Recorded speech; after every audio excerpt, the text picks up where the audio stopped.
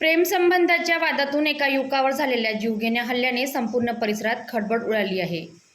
Kumbhare colony परिसरात घडलेल्या या धक्कादायक घटनेत 23 वर्षीय युवकाचा प्रथम लाकडी दांड्याने बेदम मारहाण करण्यात आली आणि त्यानंतर त्याचा ऑटो रिक्षाने पाठलाग करून धडक दिल्याचा गंभीर आरोप करण्यात आला आहे.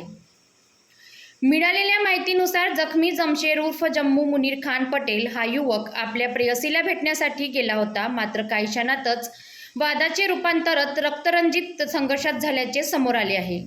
आरोप आहे की आरोपी विजय उर्फ टायसन डोंगरे यांनी संतापाच्या भरात युवकावर लाकडी दांड्याने हल्ला केला. हल्ल्यात गंभीर जखमी झालेला युवक जीव वाचवण्यासाठी पडत असताना त्याचा पाठलाग करून ऑटो रिक्षाने धडक देण्यात आल्याची माहिती तक्रारीत नमूद करण्यात आली आहे.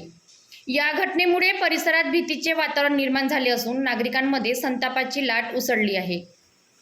घटनेची गंभीर दखल घेत पोलीस उपायुक्त संदीप पखाले, सहाय्यक पोलीस उपायुक्त अंकुश खेडकर, वरिष्ठ पोलीस निरीक्षक महेश आंधळे आणि पोलीस उपनिरीक्षक विकास तिडके यांनी घटनास्थळी भेट देऊन तपासाची सूत्रे हाती घेतली आहे. दरम्यान आरोपी विजय उर्फ टायसन डोंगरे याला अटक करून विविध कलमान्वये गुन्हा नोंदवण्यात आला असून पुढील तपास सुरू आहे. या प्रकरणातील प्रत्येक मोठा खुलासा आणि प्रत्येक अपडेटसाठी सर्वात आधी पाहण्यासाठी पब्लिक टू PM न्यूज 24 चॅनलला सबस्क्राईब करा.